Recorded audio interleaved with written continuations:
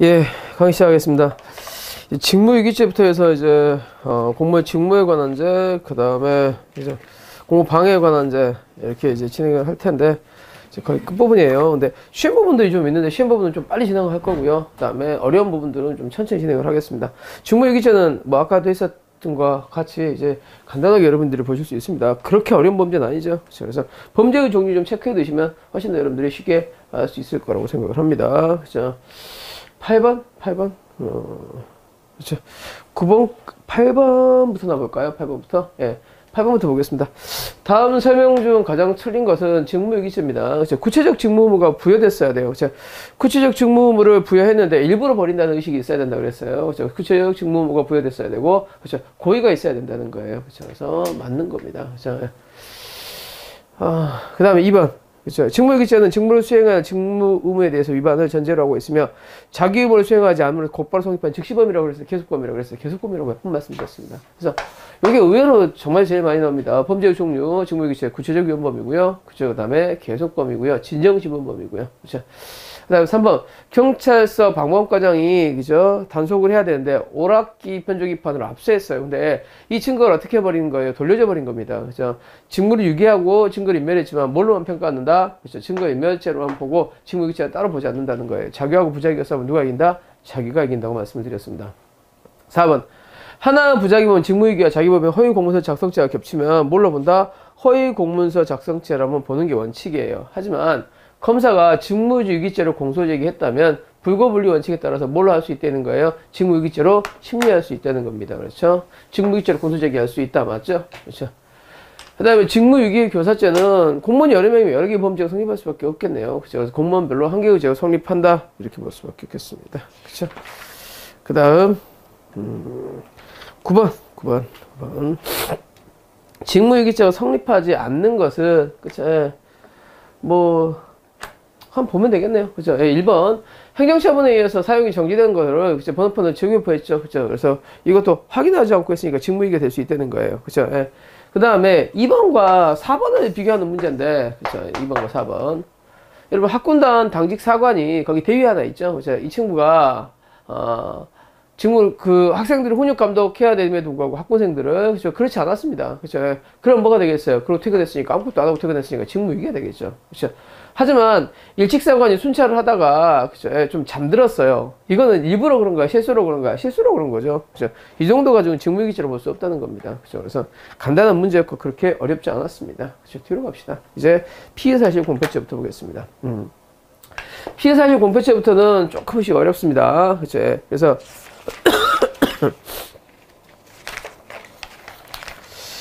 이 피의사실 공표죄부터는 좀 특이한 범죄가 있어서 여러분이 좀 기억을 해두실 게 많겠어요. 예. 그래서 다음 설명 중 옳은 것은 공무상 비밀 누설죄예요. 공무원이 공무상 비밀 누설했을 때 처벌하는 신분범이죠. 그죠? 그래서 공무원이 있을 것을 요하는 신분범이다. 공무원이었거나 공무원이었던 자죠. 그래서 요거는 기억하고 있지 않으면 좀 틀릴 가능성이 있어요. 좀 기억을 해두시기 바랍니다. 공무상 비밀 누설죄 공무원이나 공무원이었던 자까지 포함합니다. 그래서 요거는 틀린 문장이 될 것 같은데요. 예. 그 다음 공무원 자격 사칭죄라는 게 있어요. 이것도 좀 기억해 두셔야 될 게 있는데 이건 공무원이 아닌 사람이 공무원의 자격을 사칭하는 거죠. 그쵸? 근데 공무원 자격 사칭죄를 거의 인정하지 않습니다. 이유는 공무원의 자격을 사칭해서 공무원의 직무를 행하였어야 돼요. 그렇죠? 경찰을 사칭해서 경찰의 직무를 행하였어야 돼요. 그렇죠? 근데 합동수사반원을 사칭해서 뭘 받았어요? 채권을 주신받았단 말이에요. 이건 경찰이 하는 일이 아니죠. 그렇죠? 그래서 공무원을 사칭하긴 했지만, 그렇죠? 공무원을 사칭해서 그 직권을 남용한 것이 아니기 때문에 공무원 자격 사칭죄에 해당하지 않아요. 그렇죠? 됐습니까? 공무원 자격 사칭죄가 되려면 공무원의 자격을 사칭해서 공무원의 직권을 행사했었어야 되는데, 그렇죠? 공무원의 자격을 사칭했으나 그 자격을 행사하지 않았으므로 자격 사칭죄에 해당하지 않습니다. 그렇죠? 네. 그다음 공소장을 접수한 법원 공무원이 피의사실 공표죄는 누구만 하는 거예요? 그렇죠? 이거 수사기관만 하는 겁니다. 피의사실이어야 되잖아요. 그렇죠? 그래서 여기 법원 공무원은 포함되지 않습니다. 그렇죠? 요거 하나 좀 잘 기억하시고요. 하나하나 좀 예. 그다음에 인권응의문형 직무죄 불준수죄나 방해죄 같은 경우에는 누구 지위를 방해했어야 돼요? 검사가 사법경찰관한테 했어야 돼요. 그죠? 검사 사법경찰관 사이에, 그죠? 검사 사법경찰관은 지휘 감독할 수 있는데, 이 지휘를 방해한 경우에 이제 문제가 되는 거죠. 따라서, 요거는 검사와 검사 내부에는요, 여기 적용되지 않습니다. 그죠? 그래서 인권옹호명령 직무방해죄 되지 않아요. 그죠? 그 다음, 농지 불법 조정 사건 기억나시죠? 그죠? 농지 불법이 조정되는 사실 알고 아무것도 하지 않으면 뭐가 되는 거야? 여긴 직무유기죄. 그 다음에 직무유기죄 플러스 허위의 불법 전용 허가를 내주면 뭐가 되겠어? 임시 전용 허가를 내주면 이거는, 그렇죠. 여기는 허위 공문서 작성죄가 되겠죠. 이건 실경이 됩니다. 그렇죠. 그래서 직무유기죄도 해당하죠. 그렇죠. 그래서 요거 보시면 되겠어요. 그 다음 공무상 비밀 누설죄로 한번 갑시다. 꽤 까다로웠어요. 그렇죠. 그래서 특히 몇 가지 정도는 잘 보십시오.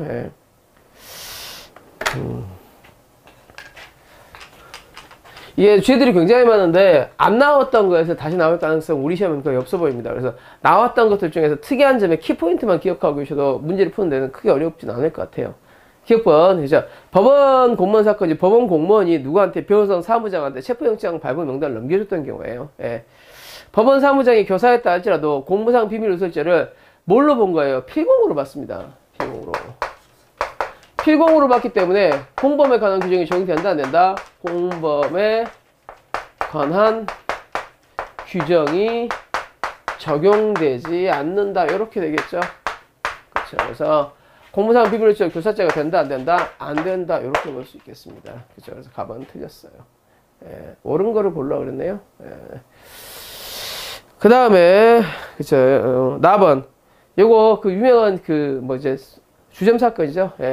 주점에서 이 사람이 며칠 동안 술을 먹는데, 그죠? 이 사람이 막 옷에다 오줌 싸고 난리가 났어요. 그죠? 그럼에도 불구하고 방치했다 얼어 죽었던 사건이에요. 그죠?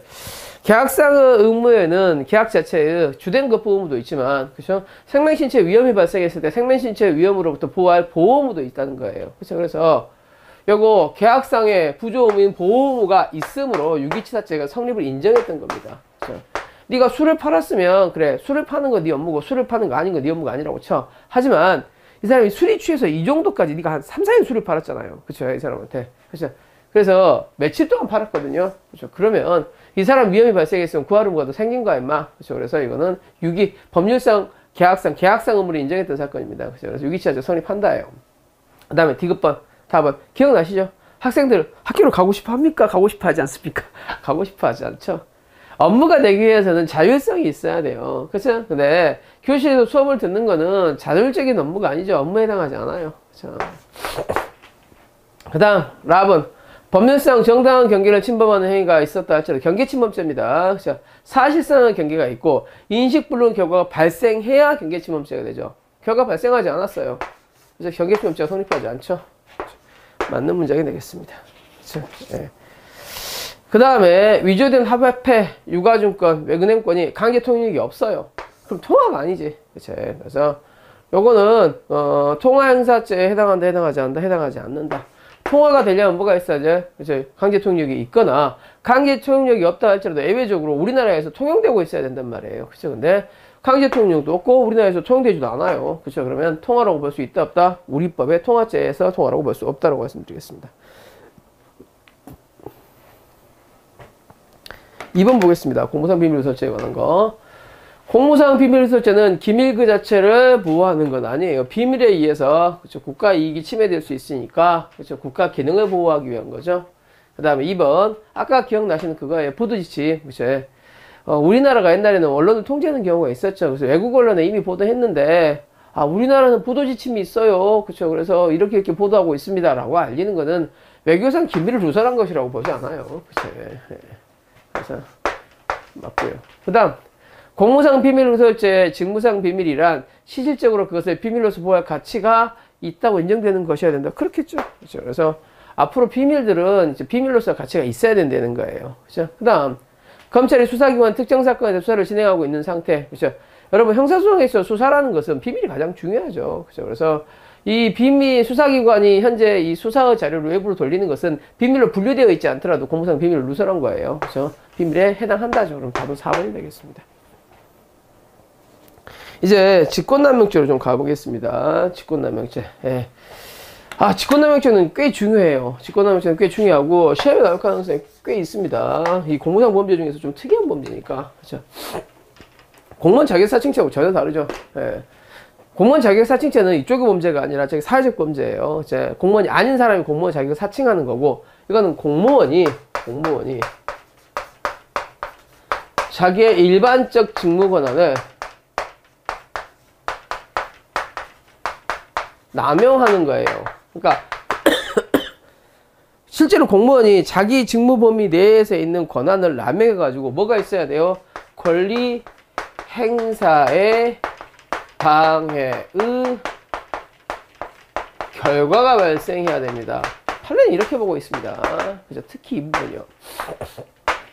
왜냐하면 이유는 이제 변명을 대자면 그렇습니다. 첫 번째, 이거는 뭘 하는 거예요? 공무원이 자기 권한을 남용했을 때 처벌하는 거예요. 남용했을 때. 그치? 아, 공무원이 일을 하다 보면 권한이 조금씩 남용되는 경우도 있죠. 그래서 무조건 다 처벌해버린다면 공무원의 가변성이 너무 넓어져 버린다는 거예요. 그래서, 야, 권한을 남용한 거 가지고는 안 돼. 일반적 직무권 남용해야 되고, 결과가 발생해야 처벌할 수 있어. 이렇게 하는 겁니다. 이제 공무원의 직권을 남용하는 경우가 뭐 생길 수 있고, 그래서 그런 경우를 다 형사적으로 처벌하는 건 너무 넓으니까 그 남용을 함으로 해서 특정 권리행사 방해 결과가 발생해야 된다는 거예요. 그리고 가장 중요한 것은 일반적 직무 권한 밖의 행위를 남용하는 것은 얘가 권한을 남용한 게 아니잖아. 권한의 범위가 아닌 걸 상관한 거니까 이건 범죄가 안 된다고 봐요. 이게 판례 입장입니다. 자기 직무 권한의 범위도 아닌데 간섭했으니까 더 나쁜 놈 아니에요. 그렇게 안 봐요, 판례는. 그래서 판례는 같은 공무원으로서 좀 이런 것들을 좀 소극적으로 보는 것 같아요. 예, 그렇습니다. 그래서 직권남용죄는 공무원 일반적 직무권한에 속하는 거에 대해서 했어야 돼요. 그래서 직무권한이라는 것은 반드시 법률상 강제력을 수반하는 것을 요하지 않아요. 그래서 체포 구속 업무나 이런 그 강제력 행사하는 업무에 한정되지는 않습니다. 그래서 그것을 남용한 경우에, 상대방으로 이건 법률상 의무 없는 일을 하거나 그 권리를 방해하면 충분하다는 거예요. 그쵸? 그 다음 좀 이따 보시면 죄수도 나옵니다. 의무라는 것은 법률상 의무를 가리키죠. 뭐 심리적, 도덕적 의무를 하는 건 아닐 거예요. 그쵸? 그 다음에 3번. 교도관이 적견 신청에 대해서 필요한 용무가 있는 때 해당되지 아니한다고 판단하여 적견 신청을 거부했어요. 예, 거부했습니다. 그래서 직권남용의 범위는 인정되나 위법성에 대한 인식이 없었던 경우에 해당한다. 그렇진 않아요. 그죠? 적견 업무를 교도관이 담당하는데 특별한 사유도 없이 계속 얘를 못 만나게 하는 거예요. 그럼 뭐가 되겠어요? 직권남용을 한 거죠. 그죠? 그래서 직권남용죄로 처벌이 된다는 겁니다. 그죠? 그래서 보시고. 그 다음에 4번. 직권남용죄. 그죠? 직권을 남용해서 권리행사를 방해하고 의무 없는 일을 시키는 거여야 돼요. 그죠? 그래서 방해의 결과가 있어야 된다, 없어야 된다? 행위가 있고 방해의 결과가 있어야 된다는 거예요. 그죠? 그래서 방해의 결과가 발생한 것을 필요로 한다고 해석하여 충실한 해석이다. 이렇게 봅니다. 그래서 직권남용 행위는 있었지만 방해의 결과가 발생하지 않았으면 직권남용 권리행사 방해죄를 보지 않는 게 판례 입장입니다. 그죠? 이렇게 보시면 되겠어요. 그죠? 문제 2번입니다. 다음 설명 중 가장 옳지 않는 것은, 그쵸, 하나이가 직무유기 행위하고 허위공문서 작성 행위하고 두 가지가 다 있어요. 그쵸, 예. 그러면 요거 허위공문서 작성죄가 성립하는 게 원칙이지만 직무유기죄로 공소를 제기할 수도 있다 그랬어요. 맞는 문장입니다. 그쵸, 예. 2번. 경찰관이 불법 체류자의 신병을 출입국 관리사무소에 인계하지 않고 훈방하면서 이들의 인적사항조차 기재해두지 않았어요. 그럼 뭐가 되겠어요? 직무유기죄가 되겠죠. 3번. 경찰관이 장기간에 걸쳐서 여러 번의 오토바이 상의 운영자에 보관시키고도 아무것도 안 했습니다. 그럼 뭐가 되겠어요? 직무유기죄에 해당하겠죠. 그 다음, 공무원이 자신의 직무 권한에 속하는 사항에 대해서 실무 담당자로 하여금 그 직무를 보조하는 사실행위를 하도록 하더라도 원칙적으로 직권남용 권리행사 방해죄에 해당하지 않는다. 요거 한번 좀 봅시다. 이게 가장 헷갈렸던 부분이 될 텐데, 그러니까 공무원이 자신의 직무 권한에 속하는 사항에 대해서 내가 지적하지 않고 누구한테 한 거야? 그렇죠. 직무보조자를 시킨 거예요. 예. 그래서 내가 부하주고 시킬 수 있잖아요. 그죠? 그거 가지고는 직권남용 권리행사 방해죄라고 할 수 있다 없다 없더라는 거예요.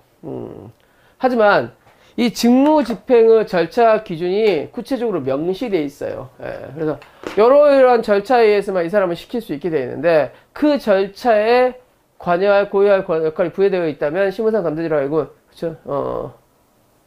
해당한다고 할 수 없으나, 그렇죠? 직무집행의 기준과 절차가 법령에 구체적으로 명시되어 있고, 실무 담당자에게도 직무집행 기준을 적용하고 절차에 관여하여 고유한 권한 역할이 부여되어 있다면 실무당자들 하여금 그런 기준과 위반하여 직무를 보좌하게 한다면 권리행사 방해죄가 된다는 겁니다. 이해할 수 있겠어요? 그러니까 다시 상급자가 하급자를 무슨 일을 시키는 것 자체는 그렇죠. 그건 직권남용 권리행사 방해죄에 해당한다고 보기는 힘들어요. 원칙적으로. 그렇죠. 하지만 하급자가 나름대로 이러이러한 기준에 의해서만 일을 할 수 있게 돼 있는데 그러한 기준을 벗어나는 일을 시켰다면 이건 뭐가 될 수 있다는가? 직권남용 권리행사 방해죄가 될 수 있다는 거예요. 오케이? 그렇죠. 그래서 하급자에게 일을 시키는 거, 즉 실무 담당자로 하여금 보조하는 사실행위를 하도록 시키는 것 자체는요, 상급자가 하급자를 시킬 수 있는 거죠. 그렇죠. 그래서 이건 직권남용이 아니야. 왜? 하급자를 시키는 것까지도 직권에 포함되어 있으니까. 근데 하급자에게 이러이러한 기준에만 뭔 말을 할 수 있게 돼 있는데 그 기준을 벗어나서 일을 시키는 거는 뭐가 될 수 있다는 거야? 직권남용 권리행사 방해죄가 될 수는 있다는 거예요. 그렇죠. 그다음 직권남용을 해서 권리행사를 방해하고 의무 없는 일을 행하게 했어요. 그렇죠. 이건 투구대에 다에 해당할 수는 있는데 판례는 이렇게 겹치면 뭐만 보는 거예요? 방해의 결과. 그렇죠. 예. 직권남용 권리행사 방해죄만 성립한다고 보고, 그렇죠. 예. 그 다음에 의무 없는 일을 하게 한 거에 대한 직권남용 권리행사 방해죄는 따로 판단하지는 않습니다. 따로 성립하지는 않는다. 근데 이거 거꾸로 써놨죠.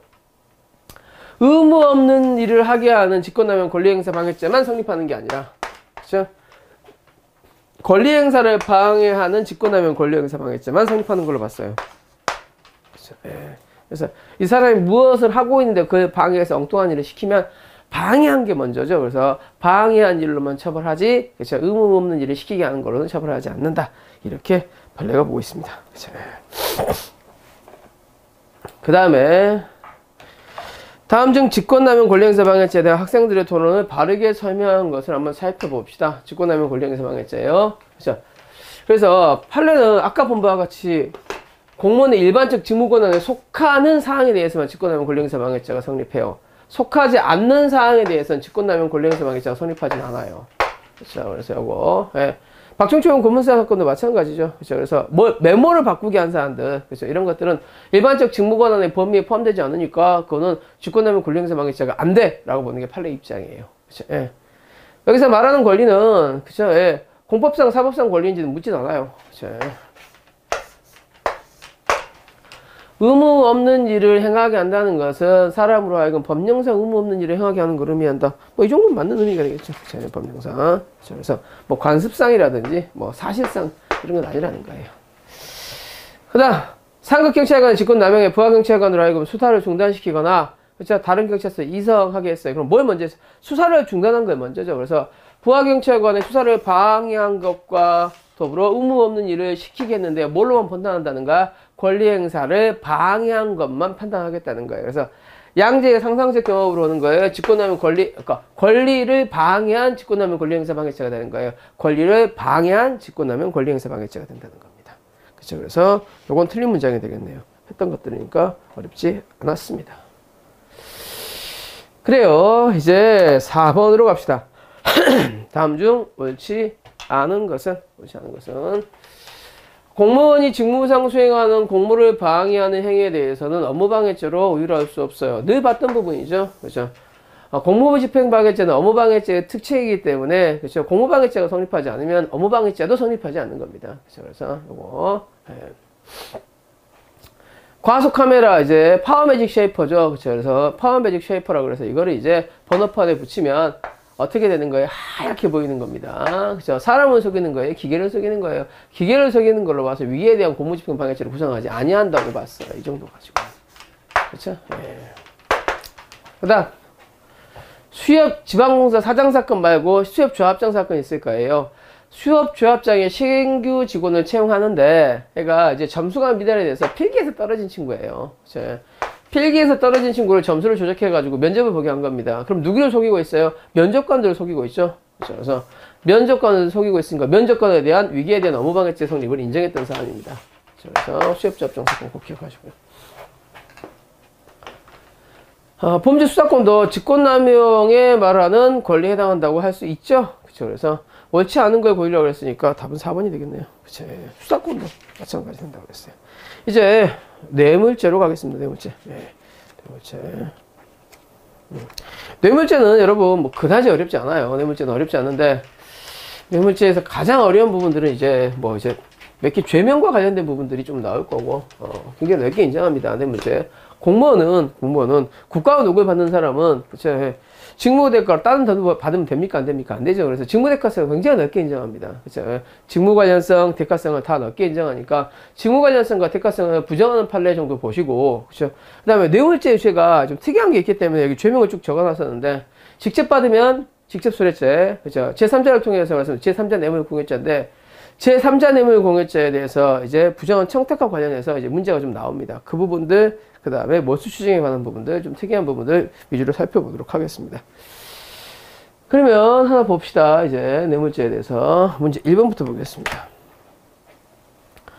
공무상 비밀 누설죄 또는 뇌물죄에 관한 설명으로 가장 옳지 않는 것은, 가장 옳지 않은 거. 자, 공무상 비밀 누설죄, 비밀이어야 돼요. 그죠? 법령에 의한 비밀이라는 것은 비밀로 규정되어 있을 필요는 없어요. 비밀로 분리되지 않아도 됩니다. 그죠? 실질상 비밀이 되면, 그죠? 예. 이건 비밀의 공무상 비밀 누설죄가 된다고 볼 수 있어요. 그 다음, 2번.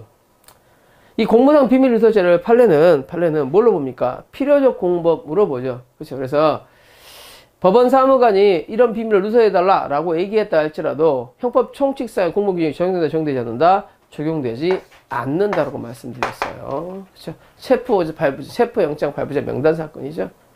그 다음에 3번. 다른 공무원의 직무에 속한 사항을 알선에 관하여 뇌물을 수수한다. 알선수뢰죄죠. 알선수뢰죄. 알선하는 겁니다. 공무원이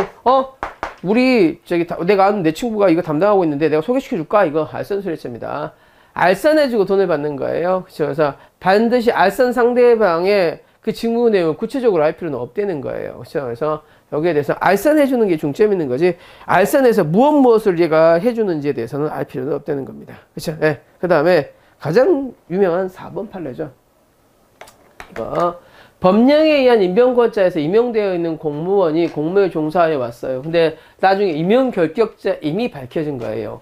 공무원이 될 수 없는 사람이 서류를 속여서 이제 공무원으로서 행위를 하고 돈을 받았던 거예요. 하지만 이 사람이 공직에 관련해서 공무원으로서 돈을 받는 건 맞았죠. 그렇죠. 그래서 나중에 임용 무혐의 밝혀져서 잘렸다 할지라도, 야, 네가 공무원으로서 뇌물을 받은 건 맞거든? 이라고 보면서 수뢰죄로 처벌할 수 있답니다. 판례가. 이 판례 굉장히 자주 나오는 판례니까 꼭 기억을 해 두시기 바랍니다. 그 다음 5번 뇌물 약속죄예요. 그렇죠? 뇌물은 수수만 처벌하는 게 아니라 요구, 약속, 수수를 다 처벌합니다. 그렇죠? 그래서 뇌물 약속죄에 있어서 뇌물이 목적물인 이익은 약속 당시에 현존할 필요는 없어요. 뭐뭐를 주겠다라고 했는데, 그렇죠? 내가 다음 달에 봉급 받으면 줄게 라고 해도 약속은 된다는 거예요. 그래서 지금 안 들어와 있어도 얘기할 수 있는 거, 그때 봉급 받으면 나 주겠구나 정도 생각하면 그렇죠? 할 수 있다는 겁니다. 그래서 뇌물의 목적물이 이익이 그 가액이 확정되어 있지 않아도, 야, 내가 이거 네가 허가해주면 이거 팔고 남은 돈 너 줄게. 아직 확정되지 않았더라도 약속을 한 거잖아요. 그렇죠? 그래서 약속죄가 성립하는 데는 영향은 없다. 그렇죠? 없어요. 단, 이 약속한 액수가 특정되지 않으면 몰수나 추징 항의는 되게 힘들겠죠. 이제 그 부분은 별개로 보겠습니다. 그러니까 약속죄가 성립하는 거하고요, 몰수 추징하고는 다릅니다. 그 두 개를 헷갈리시면 안 돼요. 그렇죠? 2번 뇌물죄에 대해서 한번 봅시다. 자, 요거 뇌물죄에서 가장 많이 나오는 문제 중에 하나가, 그쵸? 여기는 직접 수뢰죄하고요. 그 다음에 제3자 뇌물 공여죄, 수수죄입니다. 그쵸? 그러니까 내가 직접 받으면 수뢰죄고, 그쵸? 제3자를 통해서 받으면 제3자 뇌물 수수죄가 되겠죠. 그쵸? 이게 이제 예를 들어서 문제는 제3자가 받았단 말이에요. 그러면 무조건 제3자 뇌물 공여죄가 되냐? 이게 아니라는 거예요. 이 공무원과 이 제3자가 밀접한 관계, 최근에 많이 문제가 됐던 그 사안처럼 경제 공동체가 됐다면, 그쵸? 예. 내가 받은 게 아니라 내 아버지가 받거나 내 배우자가 받거나 내 가족이 받았으면, 내 채권자가 받았고 내 회사가 받았으면 내가 받은 거와 다른 바가 없죠. 그러면 이거는 제3자 뇌물 공여죄가 되는 거예요? 단순 수뢰죄가 되는 거예요? 단순 수뢰죄가 되게 됩니다. 하지만 내가 받은 게 아니라 제3자가 받았다면요. 이건 뭐가 된다는 거예요? 이거는 제3자 뇌물 공여죄가 된다는 거예요. 그리고 이 사람은 뭐야? 밀접한 관계가 없는 사람. 가장 대표적인 게 종교단체입니다. 아, 저한테 주지 말고 하나님한테 주세요. 저한테 주지 말고 절해 주세요. 그렇죠? 이렇게 받는 것은 이거는 제3자 뇌물공여죄가 되기 위해서는 뭐가 있어야 돼요? 부정한 청탁이 있어야 돼요. 근데 부정한 청탁이라는 게 이게 입증하기가 생각보다 쉽지 않습니다. 그래서 단순 수뢰죄와 제3자 뇌물공여죄는 되게 많이 다릅니다. 좀 보시고요. 봅시다. 공무원이 직접 뇌물을 받지 않고 증례자로 하여금 다른 사람에게 주게 했어요. 그죠? 공무원이 사자 또는 대리인이야. 그러면 제3자가 받은 거예요? 지가 받은 거예요? 지가 받은 거죠. 밀접한 이해관계가 있잖아요. 그렇죠? 그래서 이거는 제3자 뇌물공여죄예요? 단순수뢰죄예요? 단순수뢰죄가 된다는 겁니다. 제3자 단순수뢰죄가 된다. 제3자 뇌물공여죄가 되지 않는다. 맞죠? 예. 그 다음 뇌물의 내용은 되게 넓게 봐요. 최근에는 그 어린 검사가 그 성행위 받았던 사건이 있었잖아요. 그거예요. 예, 그렇죠. 그래서 되게 넓게 봅니다. 예. 이익은 현존해야 되는 건 아니고, 그렇죠. 예. 아, 이건 그 사건 아니군요. 그 장군 승진 때문에 땅 바꿔준 것 사건입니다. 예. 그러니까 이 장군이 이 땅을 샀는데 땅값이 안 올라요. 근데 이제 뭐 자기가 이제 옮겨야 되니까 이 땅을 그 밑에 있는 연대장한테 판 거예요. 연대장한테 판 거예요. 예. 그러니까 연대장은 아니 안 팔리는 땅을 제가 사줬을 뿐입니다. 근데 이것도 뭐가 된다는 거예요. 안 팔리는 땅을 사줬으니까 이익이 있는 거지. 그렇죠. 그래서 요거 안 팔리는 땅을 잘 팔리는 땅과 교환계약을 체결한 것과 또 뭐가 될 수 있다는 거. 뇌물약수가 성립할 수 있다는 겁니다. 그렇죠. 그래서 요거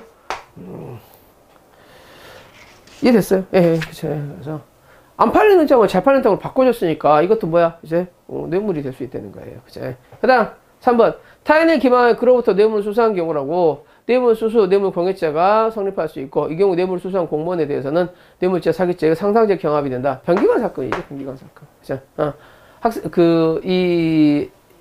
이등병이 저 총 잊어먹었어요. 잊어먹은 것 같아요. 근데 변기관이 숨겨놨단 말이에요. 그래서 변기관이 내가 총 하나 사다 줄까? 라고 하면서 사기채 가서 돈 받고 이거는 뭐야? 직무에 관해서 돈 받았으니까 뇌물이죠. 그죠? 뇌물과 사기는 상계해야 된다고 말씀을 드렸습니다.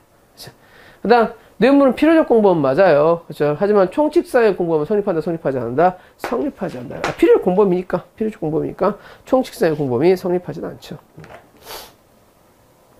그 다음 3번으로 갑시다. 뇌물공여죄에 관한 다음 설명 중 가장 옳은 것은 그렇죠? 이 판례가 되게 많이 나옵니다. 그렇죠? 공짜로 빌린 사건이죠. 공무원이 그거는 무기한으로 무이자로 불렸어요. 뇌물이야 뇌물 아니야? 뇌물이죠. 뭐가 뇌물이에요? 이자가 뇌물입니다. 이자. 근데 기한이 없으니까 얼마나 이익을 받느냐? 그럼 판결 선고 시까지는 이익을 본 걸로 보는 거예요. 뭐 돌려줬다면은 뭐 그 전에 끝나겠지만, 오케이 이제. 그래서 빌렸었다. 그럼 돌려줬다. 그러면 거기서 끝날 거고 아직 안 돌려줬다. 그러면 어떻게 되겠어요? 계속 가지고 있는 이상 네가 계속 이익을 보고 있는 거죠. 예. 알선 뇌물 수수죄가 성립하기 위해서는 뇌물 수수할 당시에 알선에 의해서 해결돼야 될 현안이 존재해야 된다. 현안이 존재 안 해도 돼요. 그렇죠. 아직 현안이 없어도 뭐 할 수 있어요? 나중에 이런 문제가 생기면 도와주십시오 라고 줄 수도 있죠. 그렇죠. 그래서 직무 관련해서 받았으면 현안이 없어도 돼요.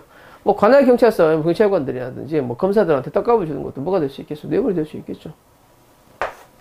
3번 피고인이 범죄 행위를 취득한 주식의 판결 선고 시에 주가를 알 수 없고 그 처분 가액을 알 수 없는 경우에는 그렇죠? 가장 낮은 때를 기준으로 가액을 추정해야 됩니다. 피고인에게 이익되게 해석을 해야 되니까. 그렇죠? 그래서 피고인이 주식 판결을 선고를 알고 그 처분 가액을 그렇죠? 아는 것은 그렇죠? 그렇죠? 맞죠? 이것도 틀렸고 현안 존재해야 된다. 틀렸고 그래서 답은 3번이 되겠네요. 그렇죠? 그다음 뇌물죄에 대해서는 현실적으로 법령상 일반적인 직무 권한에 속하는 직무고 현실적으로 직무 담당 안 했어도 돼요. 그렇죠? 그래서 직무 관련 가능성이 있으면 직무에 대해서 영향을 미칠 가능성이 있으면 그렇죠? 다 뇌물로 인정을 합니다. 그렇죠? 그래요. 그 다음에 4번을 좀 봅시다. 사무관 시험 문제인데 그렇죠? 좀 구체적인 것들이 있으니까 헷갈릴 수 있는 여지가 있어서 그렇죠? 특히 1번 같은 거 좀 보세요. 세무공무원이 추가 세무대상자로 지정되지 않으면 섭섭하지 않도록 해주겠다. 얼마나 되겠냐? 보니까 이제 1,000만 정도 생각하고 한 장 주세요 라고 했더니 1,000만 원을 준 거예요. 1억을 준 거예요. 1억을 준 거예요. 그치? 그래서 나중에 1억을 받아냈다 할지라도 이 사람 받을 의사가 있었죠. 받은 사고 있고 갖고 있다가 나중에 돌려준 거잖아요. 그렇죠? 예. 그래서 이거는 1억 원에 대한 뇌물죄가 된 겁니다. 이미 집에서 확인한 다음에 별다른 조치를 취하지 않았다는 거는 이미 먹었다는 거지. 그래서 정확한 액수 나중에 반하는 거 가지고는 1억 원 뇌물죄를 인정할 수 있어요. 예. 그 다음 2번 공정거래위원장이 갑이 이동통신회사가 속한 그룹의 구조조정 본부장으로부터 그렇죠? 뭐 이제 여러분이 잘 알고 있는 그 거대 통신회사 두 개가 하나로 합쳐져 가지고 이제 일대 통신회사가 됐던 그 사건이에요. 예. 그러니까 이제 구조조정 이게 50% 이상이 넘어버리니까 이제 문제가 됐던 사안입니다. 그러니까 구조조정 본부장한테 우리가 나중에 조정할 테니 일단 우리한테 주십시오. 그렇죠? 이렇게 한 거예요. 그러니까 부탁하면서 특정 사찰에 시주를 요청하니까 특정 사찰에 시주한 거예요. 예. 그러면 이 사찰과 이 구조조정 본부장하고는 밀접한 이해관계가 있다고 보긴 힘들어요. 그럼 뭐가 되겠어요? 제3자 뇌물공여죄가 되는 건 맞아요. 예. 제3자 뇌물공여죄가 되면 뭐가 있어야 돼요? 부정한 청탁이 있어야 되죠. 그렇죠? 부정한 청탁이 있었는가의 문제. 부정한 청탁 맞죠? 그렇죠? 그래서 제3자 뇌물수수죄가 된다. 그렇죠? 이렇게 볼 수 있겠습니다. 예. 그 다음 무이자를 차용하는 방식으로 뇌물을 받았어요. 그럼 이자가 뇌물액이 될 텐데 소비대체 금원 그 자체를 못 추징하는 게 아니라 이자예요. 이자. 그래서 이거 틀렸고 맞아요. 왜 갑자기 이렇게 쑥 지나간 것 같지? 느낌이 맞죠? 예, 네, 3번 옳지 않은 거. 그래서 그 자체를 추징한다 그러니까 3번이 틀렸네요. 예. 그 다음에 4번 오로지 함정에 빠뜨릴 의사로 직무와 관련되었다는 형식을 빌려 공무원한테 뇌물을 줬는데 이걸 받아먹은 거예요. 직무와 관련 돈을 받아먹었죠. 그렇죠? 뇌물수재가 성립한다. 이렇게 볼 수 있겠습니다. 그 다음 설명 중 가장 옳지 않는 것은 그쵸? 옳지 않은 거 지방자치단체를 당사자라는 계약의 이행 완료에 대해서 검사는 지방자치단체장, 계약 당사자의 직무권한에 속하는 사항으로서 이를 전문기관에 위임하여 수행해야 한다고 직무소관에 달라서야 되는 것은 아니고 이때 전문기관으로부터 검사 결과를 문서를 통보받아 확인하는 방법으로 직무를 집행하게 되는 것이므로 요거 봅시다. 지방자치단체를 당사자로 하는 이제 이행 완료에 대해서 이제 관한 검사, 그러니까 지방자치단체가 검사를 해야 되는데, 그렇죠? 지방자치단장이 또는 계약 담당자 직무관에 속하는 사항으로서 이를 전문기관에 위임한 거예요. 이해할 수 있겠어요? 지방자치단체가 간단하게 그러니까 국가단체가 누구한테 위임한가? 개인 연구소 같은 데다 위임한 거예요. 이 검사 결과를. 그쵸? 예. 그래서 위임하게 한다고 해서 그 직무 소관이 달라지는 건 아니고 따라서 검사 결과를 문서를 통보받아 확인하는 방법으로 그 직무를 집행하게 되는 것이므로 지방자치단체장 또는 계약 담당자가 그 검사를 위임받아 수행하는 전문가로부터 검사 결과를 검사 조서로 받고 이를 확인하는 중 승인하는 검사 조서에 결재하였다면 이건 뭐가 된다는가? 공문서가 된다는 거예요. 되게 말이 길죠. 예. 그러니까 이거하고 이제 착각을 하시면 안 되는 게 아까 공무스택 사인에 관한 은행에 대해서요. 우리가 은행한테 업무를 맡기면 은행이 혼자 독자적으로 처리하게 되죠. 그렇죠? 은행에 대해서, 그렇죠? 은행이 허위 영수증을 작성했으면 이거는 공문서야, 사문서야, 이건 공문서가 아니라고 봤어요. 왜? 공무원이 아닌 자가 하니까. 그거는 왜? 은행이 도장 찍잖아. 무슨 은행이라고. 그렇죠? 하지만 요거는 은행이 하는 거예요. 지방자치단체장이 하는 거예요. 지방자치단체장이 우리가 결과를 확인하는데 너한테 뭐만 하는 거예요? 업무를 여기 보조적으로 업무만 주는 거지. 결국은 결제는 누가 하는 거예요? 결국은 지방자치단체장으로 하잖아요. 그렇죠? 그래서 이거는 공문서다 사문서다. 이거는 공문서라는 거예요. 그렇죠? 공문서다. 그렇죠? 그래서 요거 잘 기억을 해 두시기 바랍니다. 아까도 했었어요. 그렇죠? 그래서 은행과 헷갈리시면 안 돼요. 공무스탁 사인과. 그렇죠? 그 다음 2번 예. 맞아요. 이건 했었고. 예. 2번 배임 수재죄, 배임 징식죄를 규정하고 그죠? 범인 취득한 재물을 몰수한다라고 돼 있어요. 이게 뭐에 관한 거냐면 뇌물죄하고 배임 수재죄가 되게 비슷해요. 뇌물죄라는 거는 그죠? 국가에서 일하는 사람은 국가 돈만 받고, 그죠? 다른 돈을 받으면 되면 안 된다. 이게 뇌물죄잖아요. 배임수재죄는 삼상에서 일한다는 삼상에서 봉급만 받고 딴 돈 받으면 안 된다라는 거예요. 단 배임수재죄는 뭐가 돼 있어요? 부정한 청탁이라는 게 플러스가 돼 있는데, 이게 배임수재죄 때 이제 하는 게 배임수재도 뭐라고 돼 있어요? 필요적 몰수입니다. 이것도. 필요적 몰수 추징이에요. 우리가 필요적으로 몰수 추징하는 게 배임수재, 그 다음에 뇌물죄, 그 다음에 앞에 관한 재정이 있는데 이거 필요적 몰수 추징한다는 거예요. 여기까지 됐어요. 예. 근데 필요적으로 몰수 추징을 하는데 얘가 받았으면 줬어요. 그래서 받은 사람한테 이제 수제자한테 몰수하는 게 맞죠. 그렇죠? 원칙은 누구한테 한다는 거예요? 수제자 받은 사람. 근데 증제자한테 할 수 있겠는가요? 문제예요. 이 사람이 받아서 그대로 다 돌려줬단 말이야. 준 놈한테 뺏을 수 있겠는가? 준 놈한테 뺏을 수 있다는 거야. 뇌물이 가는 거하고 똑같다는 거예요. 결국 몰수 추징은 실제로 이익을 받은 사람한테 하는 거잖아. 내가 받았다가 이 물건을 그대로 돌려줬으면 그 수익을 내가 향수를 안 했으니까 누구한테 하라는 거예요? 증제자한테. 그래서 이렇게 나와 있습니다. 그쵸? 1항에서 배임 수제죄, 2항에서 배임 증제죄를 이제 하고 3항에서는 이제 필요적 몰수 추징을 이제 규정하고 있어요. 근데 따라서 배임 수재한 받은 놈만 몰수 추징을 하는 게 아니라, 그쵸? 배임 수재 받은 것만 아니라 배임 증제자 범인의 준 것도 뭐 할 수 있다는 거예요. 그쵸? 몰수 추징의 대상이 될 수 있다는 거예요. 그쵸? 그래서 요거 배임 증제자 것도 뭐 할 수 있다는 거 몰수 추징. 그쵸? 그래서 얘가 받았다가 그대로 돌려줬어. 그럼 배임 증제자한테도 몰수 추징할 수 있어요, 없어요? 있어요. 예, 그래서 할 수 있다. 이렇게 보시면 되겠습니다. 그 다음 3번. 공무원이 뇌물을 받는데 필요한 경비를 지출한 경우에, 그렇죠? 어찌됐든 네가 이미 뇌물을 받았어. 받고 난 다음에 경비 지출하는 것은 이건 소비 일환으로 봅니다. 그렇죠? 그래서 둘째 줄에 이거는 수고비를 받은 부분이다. 행식적으로 영업계약에 따른 비용을 지불했다 할지라도, 그렇죠? 이거는 부수적 비율에 지나지 않아요. 그렇죠? 그래서 요거, 요거에 대해서는 어떻게 한 거야? 네가 이익을 다 형수했으니까 다 누구한테 몰수 추징한다? 그렇죠? 즉 피고인, 즉 수뢰자한테 전부 몰수 추징한다는 거예요. 그렇죠? 그래서 그 다음에 4번 굉장히 중요합니다. 제3자 뇌물수수죄에 대해서요. 그렇죠? 제3자 뇌물수수죄에 있어서 이걸 알고 받은 사람은 어떻게 할 것인가의 문제예요. 이렇게 되는 경우죠. 이렇게 되는 경우 가장 대표적인 경우가 나중에 국정농단 사건하고 관련된 그 사건이 되겠지만 뭐 이것도 비슷한 사건이니까 갑이 있어요. 갑이 이제 공무원이에요. 그렇죠? A가 있어요. A가 갑한테 주는 거예요? 제3자한테 주는 거예요? 제3자한테 주는 거예요. 제3자한테. 그렇죠? 그러면 이 제3자가 이 사람한테 부정한 청탁을 하고 이 청탁 의대값으로 자기한테 주는 걸 알고 받았다는 거예요. 이게 뭐 목사라든지 옛날에 이제 종교단체들, 뭐 사회단체들. 내가 이거 봐줄 테니까 이쪽에 돈 좀 더 꽂아 라고 한 경우에 이게 밀접한 이해관계가 있으면 뭐가 되겠어요? 그건 그냥 단순수리자가 될 거고 밀접한 이해관계가 아닌다 하지만 제3자 뇌물공여죄가 되겠죠.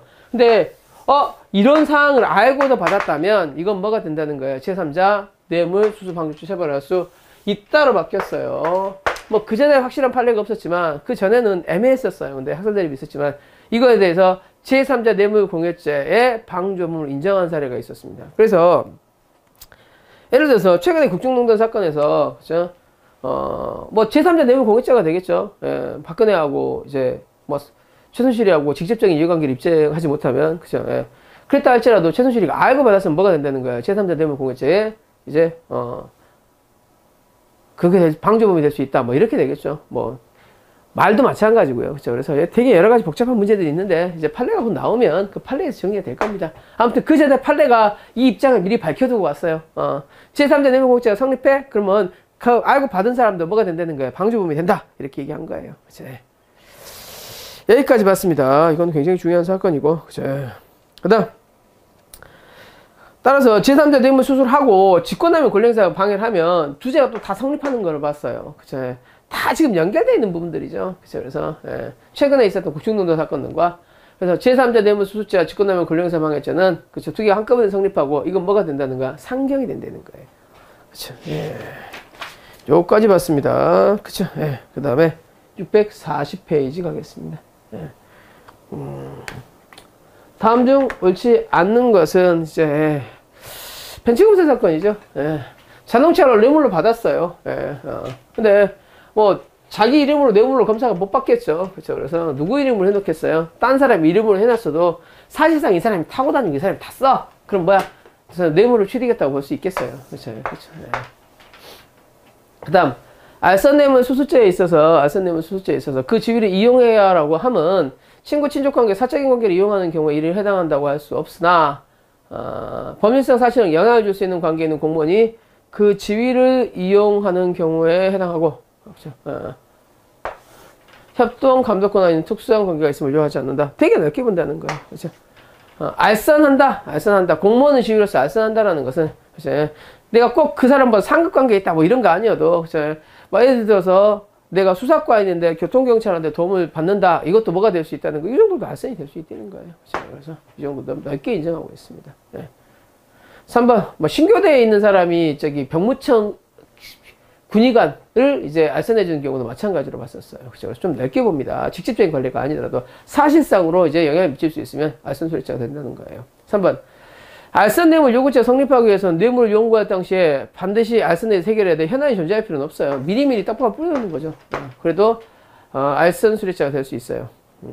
그 다음, 알선 뇌물 요구죄는 반드시 상대방이 다른 공무원이나 그 직무의 구체적으로 특정할 필요가 없으므로 상대방으로 하여금 요구하는 자 잘 보이면 그 같은 어떤 도움을 받을 수 있다거나 손해를 입을 염려가 없다는 막연한 기대감을 갖게 하며 뇌물 요구했다면 알선 뇌물 요구죄가 성립한다. 막연한 기대감은 아니에요. 그러니까 현안이 존재할 필요는 없지만, 그죠?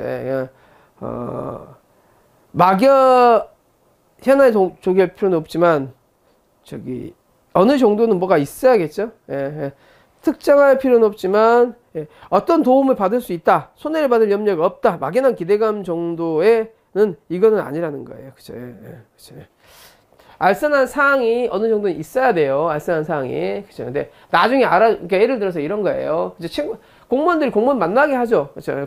얘 이제 이번에 법원 판사 될 거야. 판사 될 사람이고, 서울 판사 될 거니까 둘이 친하면 좋아. 그래서 술을 사줬어요. 그렇죠? 그럼 나중에 이 판사를 혹시라도 내 인생에 도움이 될 수 있다. 이렇게 생각을 하겠죠. 이런 막연한 기대감 가지고는 이거는 알선 수수가 된다 안 된다. 이거는 그냥 소개 자리죠.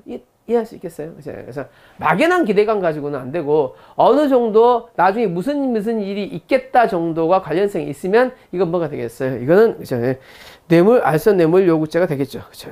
이해됐어요? 알선을 합니다. 만나면 알선을 하겠죠. 공무원하고 공무원 아닌 자가. 근데 중간에 공무원이 서 있단 말이야. 근데 현안이 있을 필요는 있다 없다 없다는 거예요. 지금 무슨 일이 있어가지고 만날 필요는 없지만 이 사람이 거기에 관련된 일을 해요. 그러니까 건축과 공무원을 건축과 관련된 건축과 사장하고 같이 술을 먹게 하면서 요때 요거 가지고 과연 알선 공무원이 알선 소리자가 알선자가 될 수 있겠는가에 대해서 그렇죠. 뭔가 구체적인 상황이 있으면 이건 되지만 막연한 기대감 가지고는 이건 뭐에 지나지 않아. 이건 소개하는 자리에 지나지 않죠. 술 먹는 것도 뇌물이잖아요. 술 얻어 먹는 것도. 그래서 이 정도예요. 근데 공무원이 그 지위를 이용하여 다른 공무원이 정당한 직무에 속한 사항에 대해서 알선에 관해서 뇌물을 약속했다. 그러면 알선 뇌물 약속죄가 될 수 있어요. 그쵸? 뇌물죄가 되게 많네요. 그쵸? 그래서 좀 몇 개 빼놓고 가봅시다. 7번. 뇌물죄에 관한 다음 설명 중 옳지 않는 것은, 그쵸? 뇌물죄 넓게 봅니다. 넓게 봐요. 그래서 성적 욕망도 이게 포함합니다. 넓게 본다 그랬죠. 그쵸? 그 다음에 해당한다. 맞고요. 그 다음 2번. 임용 공무원에 있어서 조사한 사람이 익히 경격죄에 밝혀졌다 할지라도 이것도 수뢰죄로 처벌할 수 있다라고 말씀을 드렸고요. 그 다음에 3번 봅시다. 3번. 공무원이었던 자죠. 이었던 자. 공무원이 아니야. 공무원이 아니죠. 실익주의 청탁을 받고, 그죠? 부정한 행위를 한 후에 이미 공무원이었던 직을 떠난 상태에서 돈을 받았으면 이거는 단순 수뢰죄예요? 아니면 사후 수뢰죄예요? 이건 사후 수뢰죄죠. 그렇죠? 사후 수뢰죄. 그렇죠. 그래서 일반 수뢰죄는 처벌할 수는 없어요. 그래서 뭐가 있어야겠어? 청탁이 있으니까 사후 수뢰죄 처벌할 수는 있겠네요. 일반 수뢰죄는 아닙니다. 그렇죠. 그다음 4번. 도시개발조합에 있어서의 임직원은 그렇죠. 이거는 공무원으로 봐요. 그렇죠. 그렇기 때문에 뭐에 해당할 수 있어요? 뇌물죄로 처벌할 수 있습니다. 그렇죠. 그래서 4번이 틀렸습니다. 그 다음에 8번까지만 보고 좀 쉴까요? 8번. 뇌물죄를 다 하고 싶었는데 몇 개가 좀 남게 남았는데 좀 중간중간에 겹치는 부분은 좀 제하겠습니다. 뇌물죄가 너무 많아요.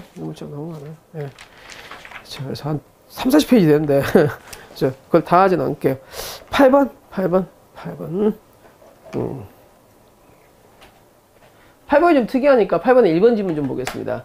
이게 되게 특이한 사안인데 이 사람이 뭐 재건축 조합 같은 거예요. 재건축 조합 하는데 아파트 관리사무소장이 재건축 조합장이 되는 경우도 있습니다. 이 관리사무소장이 이제 재건축이 이제 되려고 하니까 이 사람을 이제 좀 그렇죠. 예, 이 사람한테 누가 차 한 대 사준 거예요. 예, 그래서 아파트 조합장일 때, 아까 그 관리사무소장일 때부터 차를 타고 다녔어요. 이 사람이 무상으로. 그렇죠. 예. 근데 이제 뭐가 된 거야? 재건축 조합장이 됐어요. 재건축 조합은 국가 돈이 들어가니까 이거는 돈을 받아먹으면 뇌물죄입니다. 예. 그럼에도 불구하고 계속 이 차를 몰고 다닌 거예요. 새로운 뇌물을 받은 거예요? 아니면 그 차를 계속 몰고 다닌 거예요? 그 차를 계속 몰고 다닌 거죠. 그렇죠? 무상으로 빌려 사용하던 물건을 공무원이 된다면서도 계속 사용했어요. 그렇죠? 그렇다 그래서 이 사람은 공무원이 된 거야? 아니면, 아니, 새로운 뇌물을 받은 거야? 그 차를 계속 가지고 있었던 거야? 그 차를 계속 가지고 있었던 거죠. 그렇죠? 그래서 요거 원칙적으로 뇌물죄가 된다, 안 된다? 안 된다. 그렇죠? 해당하지 않아요. 단, 뭐가 될 수 있겠어요? 중간에. 이거 새롭게 준다. 그렇죠? 예. 아니면 물건을 아예 그냥 빌려주는 게 아니라 준다. 혹은 임차 그 빌린 기간이 끝났는데 새롭게 기간 연장한다. 그러면 뇌물죄가 될 여지는 있지만, 그렇죠? 아직 빌려 쓴 걸 계속 빌려 쓰고 있어요. 이 정도가 뇌물죄에 해당하지 않습니다. 그렇죠? 자, 2번. 목적물이 이익인데 이익이 특정되어 있지 않아도 뇌물 약속죄는 성립해요. 단 이제 몰수와 추징은 별개의 문제가 되겠죠. 뇌물 약속죄의 약속은, 그렇죠? 합의를 말하고, 합의라는 것은 아무런 제한이 없어요. 명시적이어야 되는 건 아니에요. 맞아요. 그렇죠? 근데 뇌물을 주고받겠다는 양 당사자 의사가 합치는 돼야죠. 그렇죠? 합치는 돼야죠. 그렇죠. 그래서 답은 4번입니다. 성적 영막도 뇌물에 포함될 수 있다, 없다? 뇌물에 포함될 수 있다. 이렇게 보겠어요. 예. 일단은 여기까지 합시다. 좀 쉬었다가 나머지 부분 하겠습니다.